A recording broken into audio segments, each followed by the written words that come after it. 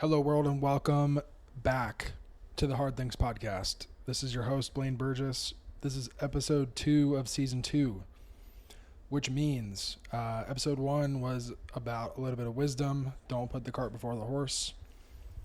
This episode, in following my pattern, it's going to be about focus. Being able to focus on what's important in life. And also generate new focus.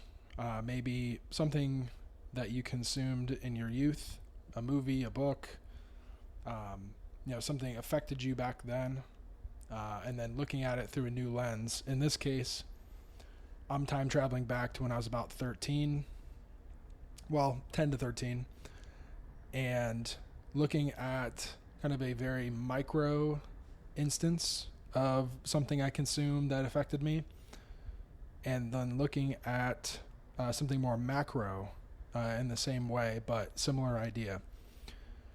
Really just about, there's a quote I think of sometimes, no man steps in the same river twice, and something about also, it's not the same man that steps in the river either. So the water flows and you change, your cells turn over, they say every 7 years. And I think in the same way, ideas, things affect us, people affect us differently over time.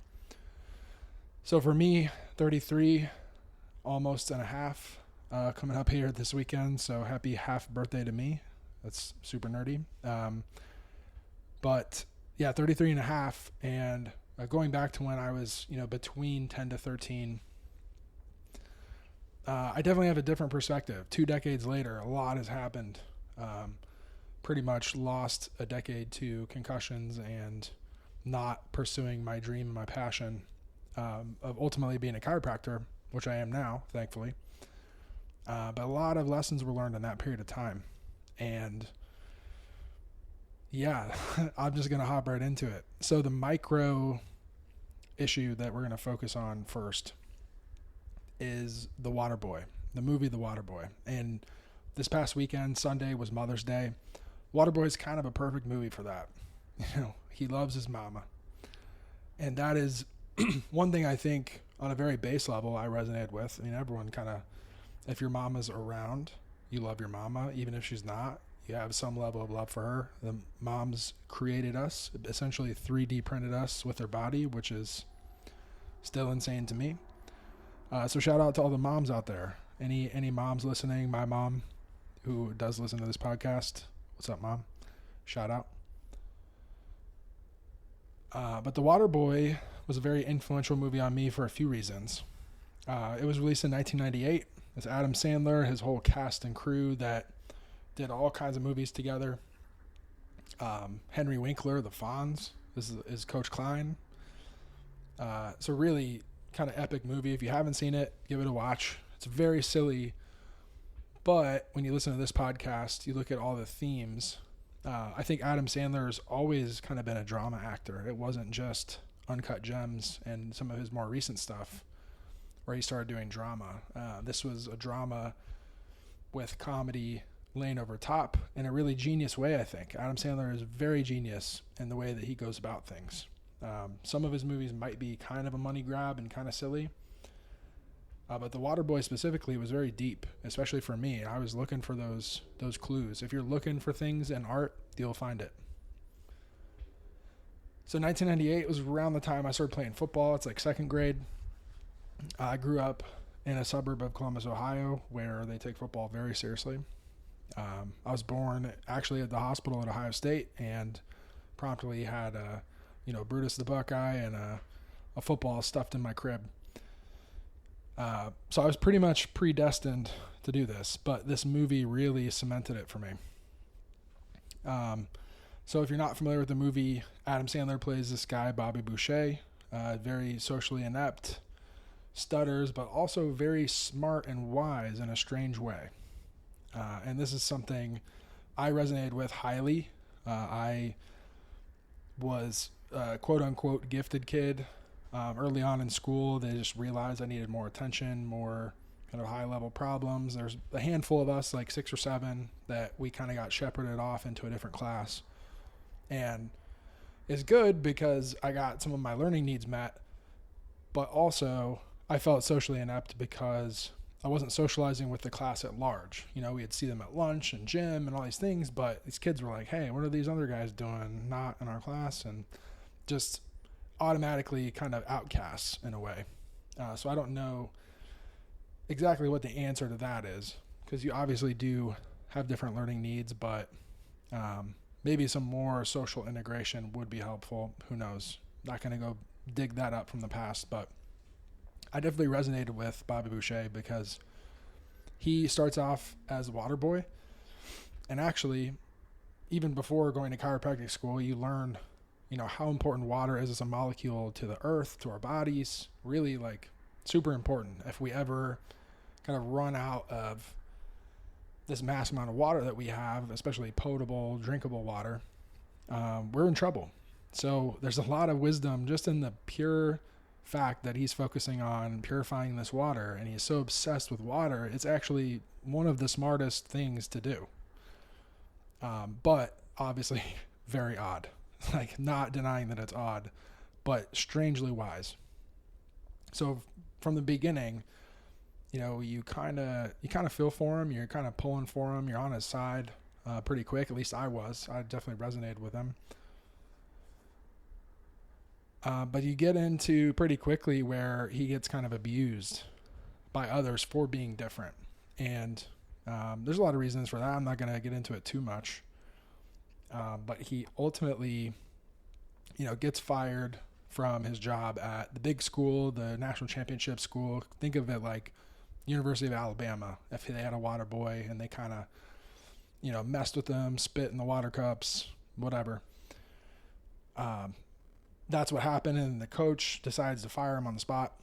So kind of a sad moment, but this kind of brings up my second point, which is, getting fired is also freeing up your time.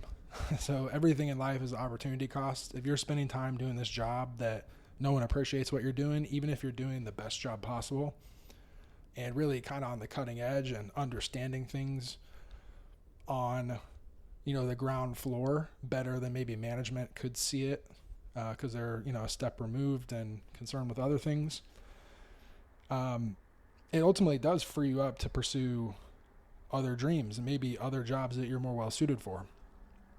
A friend of mine, shout out Jamie Wood. I know he watched the last episode or listened. He called me recently and posted on LinkedIn recently too about getting let go from Texas A&M. And Texas A&M and their athletic department, they had some turmoil. X, Y led to Z, and they let go, about almost 24 people, I think is what he said, and he happened to be one of them. And this position was, cutting edge, highly stressful. He had been previously at Ohio State where he played football, and was just kind of telling me, he felt like he was doing a good job, but forces outside of his hands kind of led to what happened. And ultimately, he sees it as an opportunity. I definitely see it as that too, especially when he told me kind of what he wants to focus on. So yeah, just as boys, when things like that happen, if you have, if you're a male person and you have male friends, be supportive. Don't, there's a German term called Schadenfreude. I think it's easy if you feel bad about maybe some things that have happened to you and someone else has misfortune, it's easy to fall into that cynicism and just be like, well, Jamie got fired, at least I didn't get fired, like, no, that doesn't help anyone. And it's easy. That's like the easy way to fall into. And instead, I heard what Jamie said, and I just try to gas him up. I'm excited. He's excited. So, support your bros. But that brings me back to, so that the water boy now free to pursue something else. And of course, Mama sees him at home early. Is like, great, you have more time to spend with me. But Bobby wisely, it's like, Mama, I love you, but gotta go. So he gets a job at a new school. And that's where he meets Coach Klein. And this is kind of brings me to my next point. Point number 3 is it only takes one person to believe in you. Coach Klein had some issues of his own, performance anxiety from the past, his own issues. And this is why I try to be kind to as many people as I can, because one thing that I say to one person might just unlock something in them that they go down a whole different rabbit hole, and you just never know. Maybe they made their day better. They go to sleep a little bit easier that night. They have a better day tomorrow. Could be as simple as that. Could be something more. So, yeah, be kind. And if you see potential in somebody, like I hear my friend Jamie telling me about some potential new opportunities, I think it sounds great.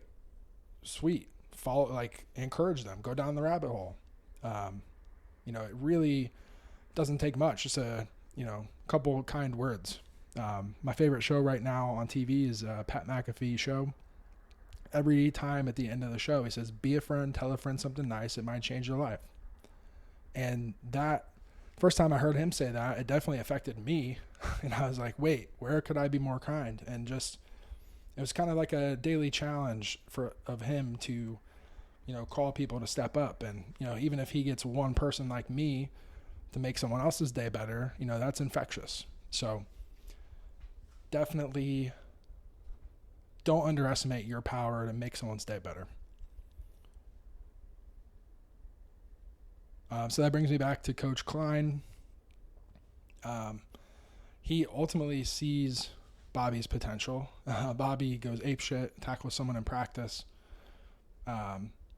And Coach Klein sees an opportunity, and that kind of brings out his genius, and he wants to help Bobby kind of unleash his talent. So they go talk to Mama about playing football. Ultimately, she says no, of course, because she's protective. But becoming a man is about taking risks. And I definitely resonate with Bobby on this one, because in the movie, he's 31 years old. Definitely has been focusing specifically on being a water boy for a long time. For me, that's a sales career, or personal training, or whatever I was trying to do. Really just honing my skills of being a human, I think, so that you're prepared when you realize that, hey, I should be going to chiropractic school, or hey, I should be playing linebacker for this school. You were kind of ready to hop on that adventure. So Bobby ultimately enrolls in college and plays football, and he's incredible. It's just hit thing on ESPN. Everyone's talking about him. He helps the school go pretty far and ultimately get to a bowl game. And so, yeah, taking a risk sometimes can be scary. You think you're just a water boy, but you might be a star linebacker. You never know. But this is kind of where it takes a turn. So he gets good at football. It's obviously his gift, being able to visualize this and get pissed off and go, murder the person holding the football. I think that's his version of doing what he was meant to do. That and being a water boy are two things that he was really meant to do. And ultimately, I think life is easy when you follow your passion in that way. You should do something with your life that you would do for free. You should be able to make money doing it, but if you would do it for free, you're going to enjoy it. That's something that you would enjoy. And in tandem with that, this is my kind of sixth point, just to keep it on track. Adversity helps you prove who you say you are. So life is already hard enough. Adversity is going to happen to everyone. They're just physical laws of our world that can't be undone. So if you are pursuing your passion, doing what you're meant to do with your skills, and adversity strikes, it gives you a chance to prove who you say you are.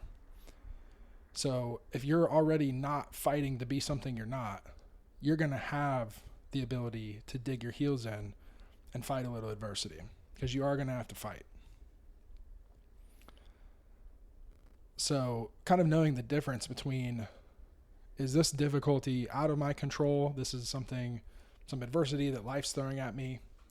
Or is this something in my control? Am I not living up to my full potential? Am I not being who I'm supposed to be?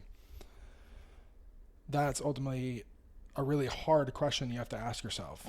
And for me, it definitely was a bit of fear holding me back from pursuing what I, kind of knew growing up. My chiropractor growing up was a cool guy.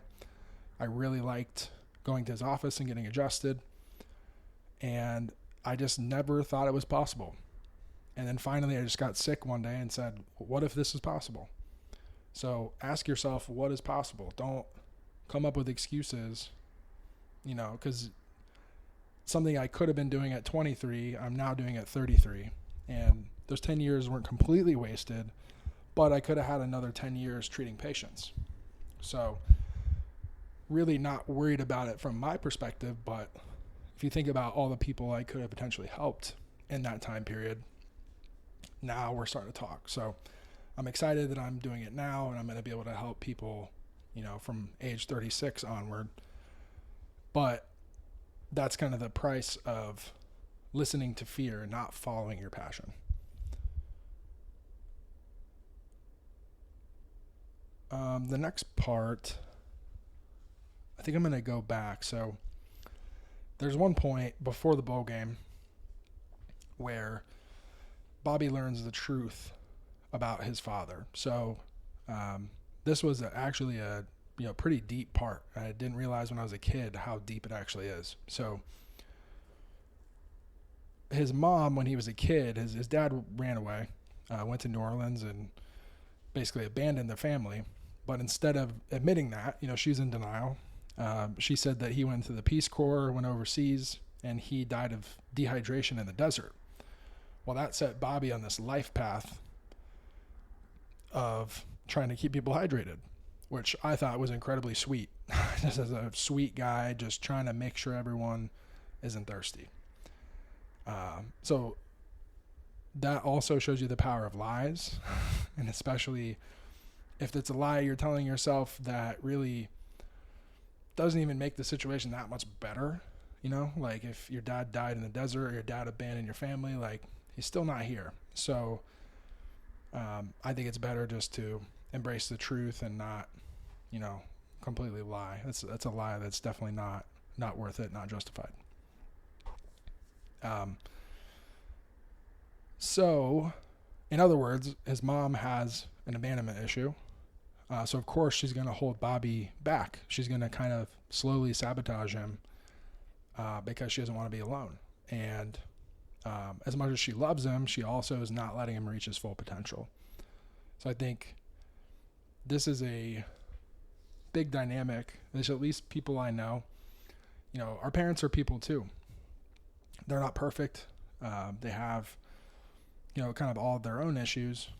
And this is a person when you're a kid you look up to and you think the world of them. And, you still might, but you have to know that they are human too. And there's things about them.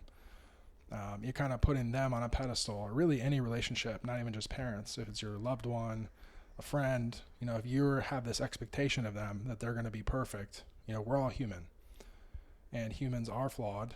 So if you're disappointed, it's likely just you're disappointed about your expectation being wrong.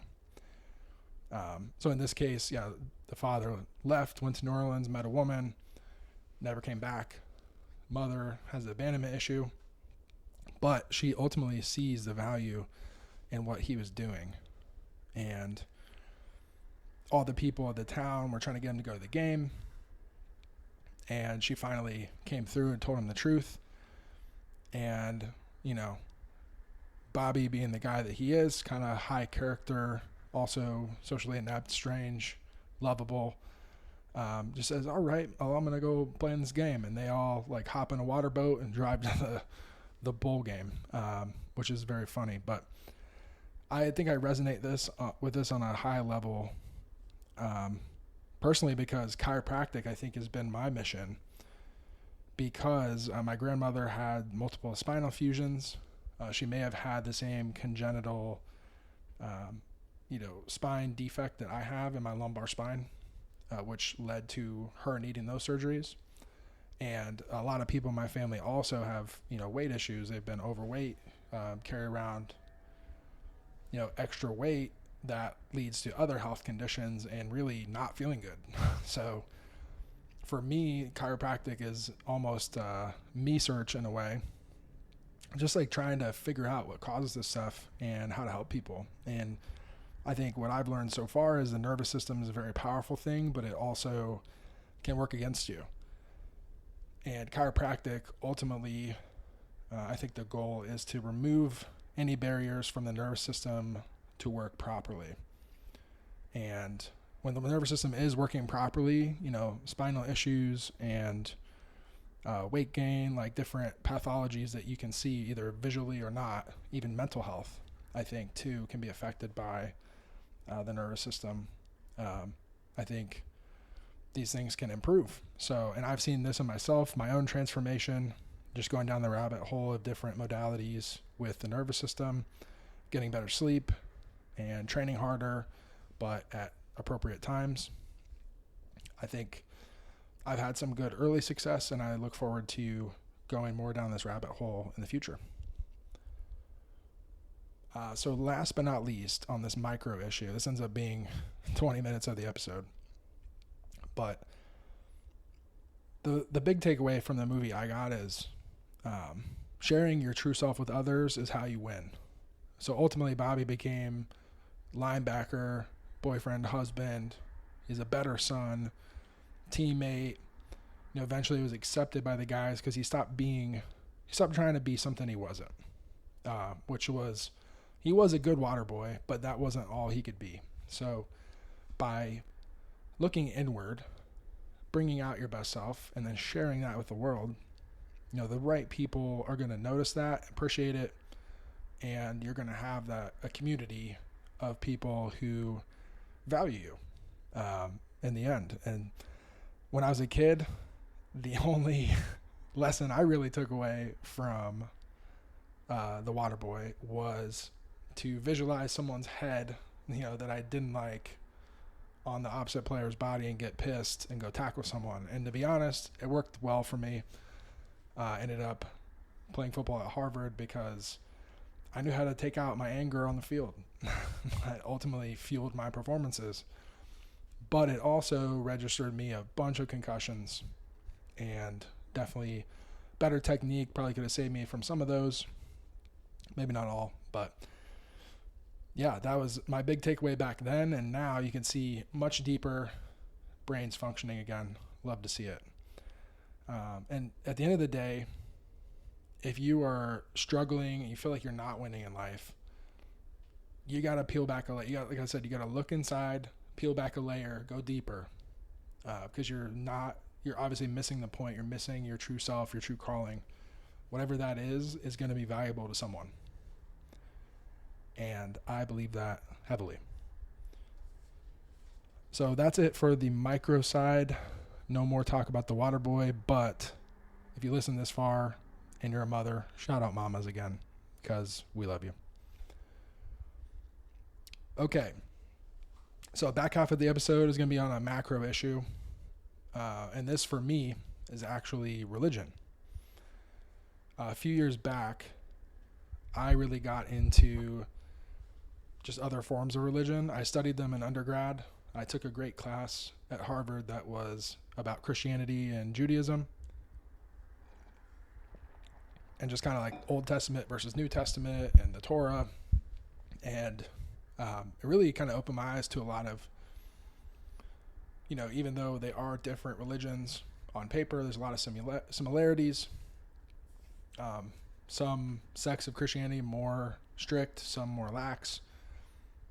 Judaism, different forms of it, again, more strict, more lax.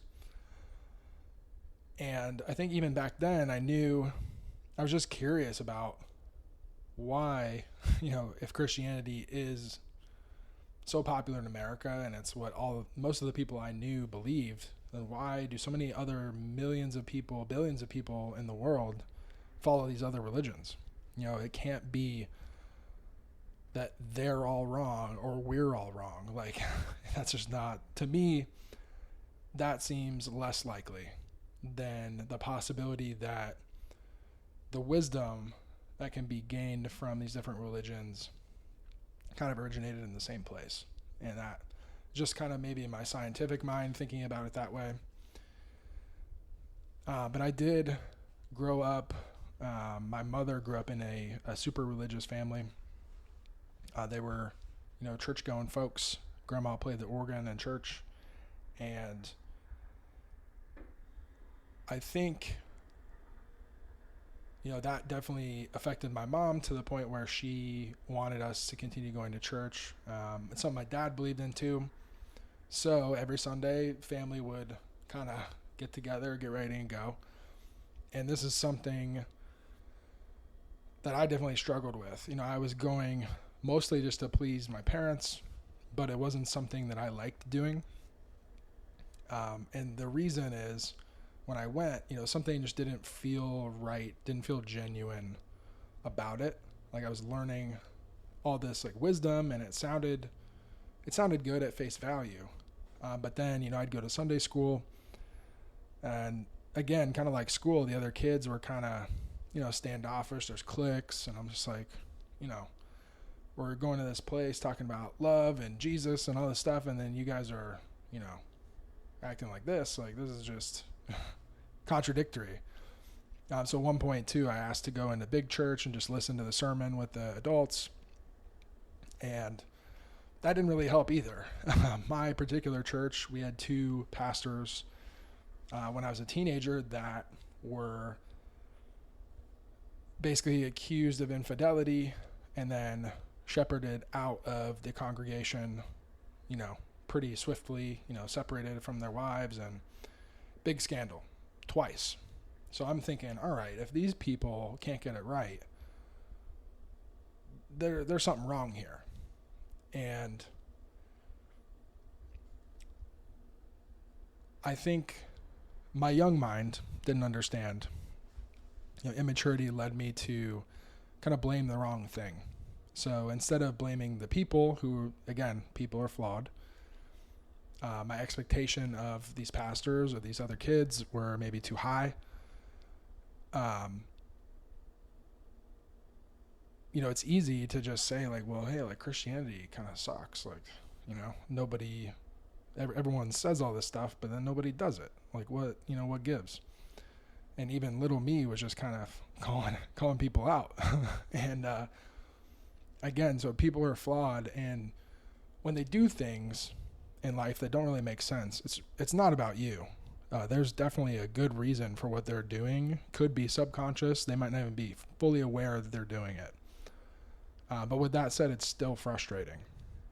And this is something I've seen, and I think a lot of people deal with when it comes to ADHD, especially, someone who has had issues with ADHD in the past. I think a lot of that is just being overwhelmed and just seeing those kind of incongruencies in life and just not being able to put two and two together. It's like, all right, people are saying one thing and doing another. What gives? And like trying to reconcile something that doesn't make sense. It's just not possible. So your brain is going to work overtime to try and solve this unsolvable problem. And you're just going to put yourself through hell trying to figure this out. So it is frustrating. Ultimately, man-made institutions are flawed. We know this. Whether it be a church with, multiple pastors that have infidelity, whether it's the government who now has a, massive budget deficit and, unspeakable other amounts of problems.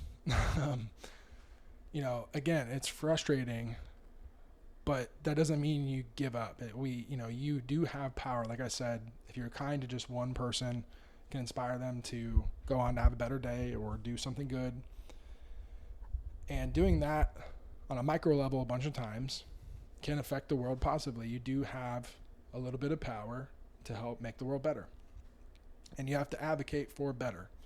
Stick up for the little guy when you can.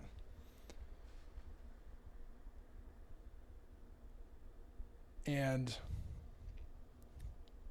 I think the next realization I came to is like, you can't let misattributed flaws affect you.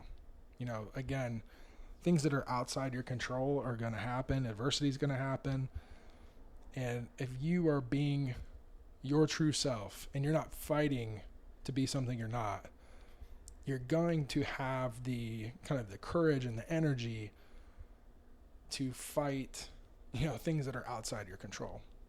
And when I say fight, I just mean more so like hold accountable, like advocate for the right thing, and then stand there and just continue to say it, and be loud. And seek the clarity and find the truth. And when you find the truth, advocate for it.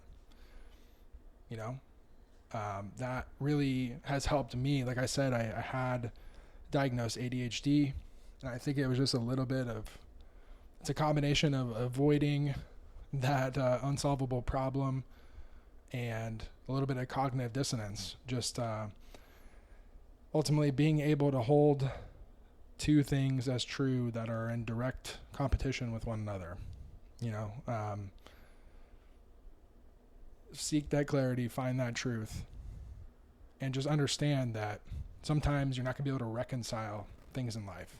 As smart as we are as a species and as a community and as a person, there's also things about humans that are just not able to be quantified by logic.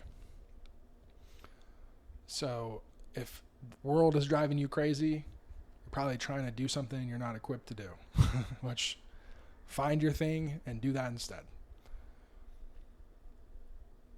And this brings me to my next point. So a couple years ago, Kobe Bryant passed away. It sent me down a rabbit hole of like Phil Jackson. So Phil Jackson was his coach at the Lakers. He was Michael Jordan's coach during their great run. He has a book called 11 Rings. Literally won 11 rings with two of the greatest players of all time. Like top 5, easily.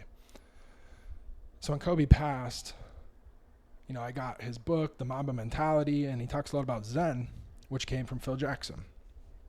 So if you didn't know, Phil Jackson grew up very religious in kind of the West, if I'm not mistaken.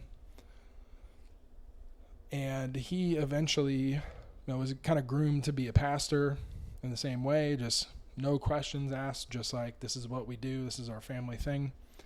And he eventually got his way out of that community through basketball. So he was a good basketball player, went to play at University of North Dakota, and that's where he, like me, took classes on religion, and he started to question his beliefs. He started to look at Darwinian theories and evolution theory, and just, looking at the fact that like, hey, the Bible are all these great stories and scriptures and wisdom, and yet evolution makes a lot of sense. Like science and religion are just directly opposing. And again, like it's so exhausting to try and reconcile the two. So don't try to reconcile them. Like that's not, maybe someone will come along and do that someday that has access to the adequate information. But until then, use the wisdom, use the science. Both parts of both of that clearly work. My own weight loss journey has been great, using the science of, the metabolism and like using counting calories and counting macros. It works like a charm, and that's science. It's not anything guided by religion, but also, religion encourages something like a family unit with a mother and a father and children. And I think what I've learned is at the end of the day that's how I'm going to be happiest myself. 5-10 years from now, if that's the family unit that I have personally, I can feel that that's going to be what's best for me.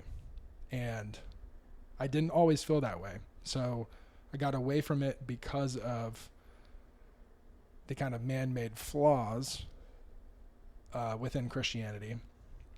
But the wisdom itself that's ancient is definitely not wrong. It feels right to me. So science feels right. Christianity feels right. But what also feels right to me, to bring it back to Phil Jackson and Kobe, is Zen Buddhism. Zen Buddhism is something I started studying as a result of Kobe's death. And that's, a big part of his Mamba mentality, and just being able to accept things you can't change and, meditate and get into kind of a flow state. I mean, he was a absolutely savage competitor, but his mind was calm.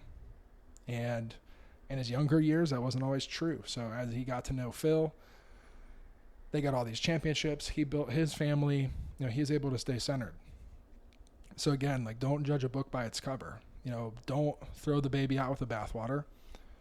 Buddhism has a lot of great things to bring to the table, as does, I'm sure, Judaism, Islam, Christianity, all these things. There's useful things for you. So don't throw away the wisdom because you don't like the title or the brand of it. That's all helpful and can help you make sense of this life. Use what's at your fingertips.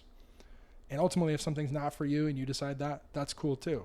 Again, seek clarity, find your truth, and just remember that if you're unhappy in life, that some version of your truth is distorted in some way. You need to go a level deeper and peel a layer back. And with that comes to my last thing, which is good because we're 36 minutes in. Spirituality is an individual process. And the thought I want to leave you with is, don't lose the message. Like I was just saying, don't throw the baby out with the bathwater. Whatever that piece of wisdom is, that if you read something and you just have a feeling about it, that's intuition. That's probably good wisdom. Now, there is confirmation bias. If you see something that you like because it's convenient to you, that's different. That's a different feeling. That's kind of a dopamine, this is going to help justify my bad behavior kind of thing. Don't do that. If you read something and you get the chills and your nervous system has like a flutter, a reaction, you get butterflies, that is something to follow. That is going to lead you to your truth of who you are so that you can win. And I believe in this life, we are all winners. If you're losing right now or you feel like you're losing, you're playing the wrong game. So I'll leave you once again the way I left you last week, asking the question, whose game are you losing? Even when you're on your path, everyone is just trying to get their needs met along that path in some shape or form. Some people, they want money. Some people, they want fame. They want love. You name it. Whose game are you losing? And if you're losing the game, how can you change the game? If you can change the game, that's cool. You need to go play a different game, that's cool. Again, it's individual to you. It's your life. So you live it. If you need to take your ball and go somewhere else, that's okay. But are you doing that because it's what's right for you? Or are you doing that because you don't like the reality of the situation? So do you need to double down and face some adversity? Or do you need to pick a new path? These questions are not easily answered, I can tell you, because I just basically uprooted my whole life and made these types of decisions to ultimately get to what I feel like is my destiny. So I say this with some experience and with love, to be honest. If you're listening to this, you made it this far, you deserve happiness in this life. So take these lessons, think about them, and build on them for yourself. That's my hope for you. And that's how I'm going to end the episode today. So I think that's all I wanted to say. That was a lot. That was a jam-packed 40 minutes. But again, I appreciate you listening. I never really am going to do ads on this thing, but infinite-strength.com. Check out everything that's going on over there. That's a good way to support. I do have a Patreon now. That's going to be my weightlifting training highlights, and as well as free yoga flows. So I'm just filming my yoga flows, doing voiceovers on them. So if you want to regulate your nervous system, learn a bit about how I train, how you might integrate that into yours, that's great. And my first book is being written. And again, infinite-strength.com. You can see more details about that. Until next time, sayonara.